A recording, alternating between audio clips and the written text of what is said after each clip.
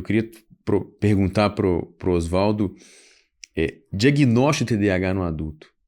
Como é que você constrói esse diagnóstico no adulto? Aquele adulto, vamos começar com um paciente típico, assim, Uhum. né? Aquele adulto que chega, pô, doutor, eu acho que eu tenho TDAH, ele tá lá, sei lá, com 25 anos, com 30 anos, nunca recebeu nenhum tratamento para isso, e chega lá com uma dessa. Como é que você faz um diagnóstico de um TDAH num paciente desse? Então, é outro desafio de tratamento que a gente tem. TDAH começou a ficar mais comum no adulto, talvez nos 10 anos para cá, que o pessoal começou assim. Tem sempre uma questão de mídia, começa a se falar mais, mas o TDAH no adulto ele nada mais é do que um TDAH na criança que não foi diagnosticado. Né? Assim, você não desenvolve TDAH no adulto. Né? Você pode ter traços de TDAH desde sempre, que é quando você foi ficando mais velho, aquilo começou às vezes a gerar uma perda.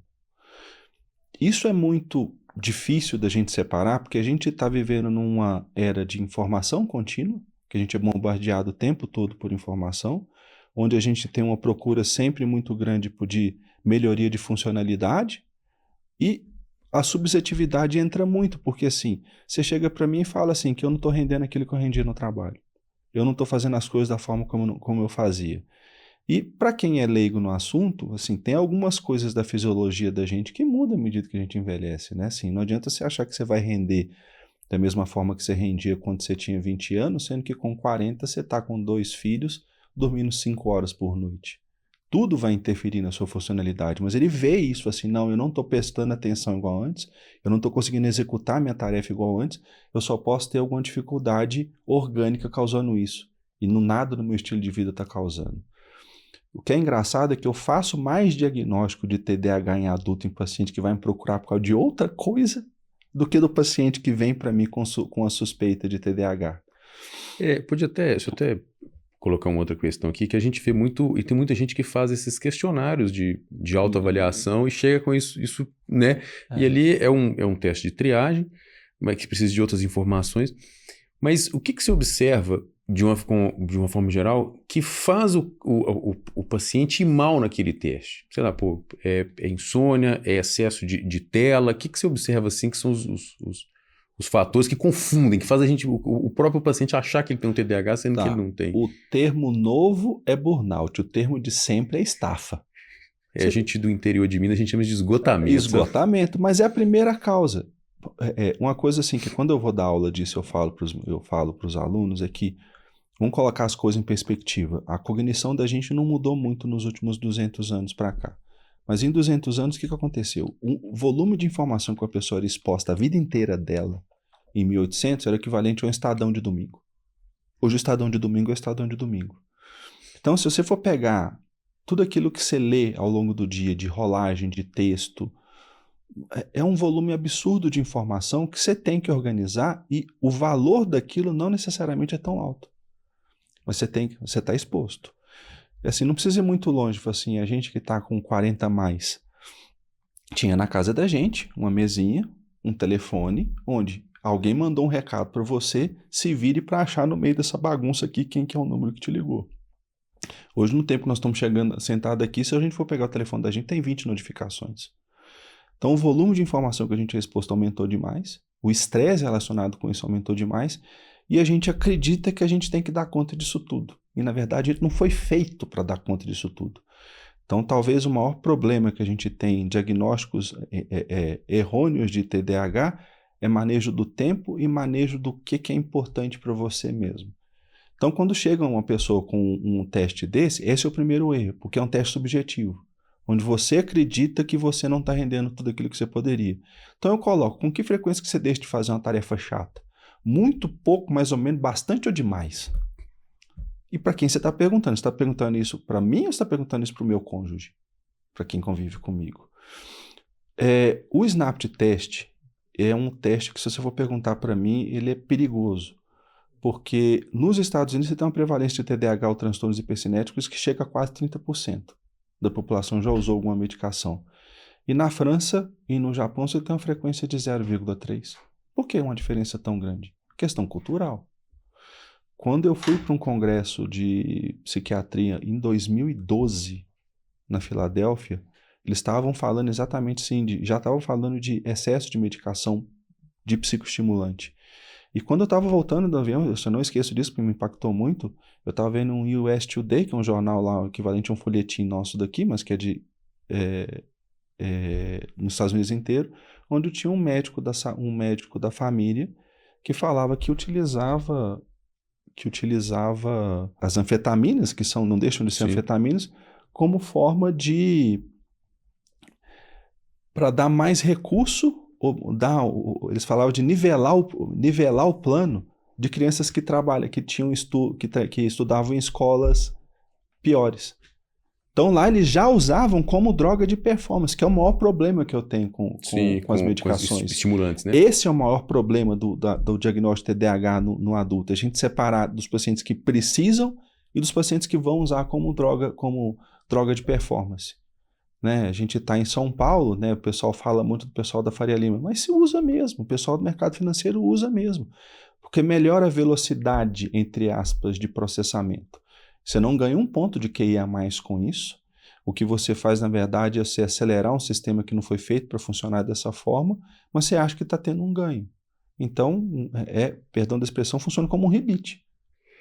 Mas até a origem desses medicamentos, Sim. né, assim, eles foram inventados, assim, a hora que inventou a anfetamina foi um sucesso de venda, porque todo mundo começou a usar, não tinha essa noção dos riscos. Inclusive foi um medicamento super utilizado na Primeira Guerra Mundial. Sim, em trincheira, Primeira e Segunda, né? os soldados usavam para estar mais ligado, para estar acordado. E o risco disso, assim. E na volta eles tiveram um grave problema de dependência dessas medicações. E se a gente for entrar no aspecto histórico, tem muita coisa para falar, assim, mas esse para mim é um dos maiores problemas, porque quem toma Ritalina demais, um dos efeitos colaterais é a pessoa ficar um pouco apática. É engraçado isso, se ela não tem um diagnóstico de TDAH e está usando medicação de forma errônea, uma das questões mais comuns eu tomo, parece que eu fico meio que embotado para as coisas, e fica mesmo. Mas voltando para o diagnóstico, eu vou pegar um histórico dele desde criança, saber se há uma perda, assim, é muito incomum de você um TDAH no adulto, em crianças que não repetiram de ano, não tiveram problemas na escola, que não teve alguma dificuldade de interação social mais importante, porque às vezes não é só a hiperatividade, às vezes é mais a desatenção. É muito comum a gente ter falha diagnóstica em meninas que têm mais, às vezes, o componente de desatenção e que lutam com uma dificuldade muito grande, chegam na idade adulta, às vezes assim, completamente exaustos, porque tem que fazer 3 vezes mais para poder render o mesmo tanto com a pessoa que não tem TDAH. E quando a gente trata esse tipo de paciente, é transformativo na vida deles. Eles chegam todos chorando no consultório depois, quando a gente faz diagnóstico. Mas eu, por média, eu costumo utilizar aí ferramentas mais específicas para poder fazer diagnóstico. Assim, é muito raro eu ter um TDAH no adulto que me gera dúvida, porque tem aqueles que às vezes são muito evidentes, mas aquele que me gera dúvida eu sempre lanço mão da avaliação neuropsicológica. Por quê?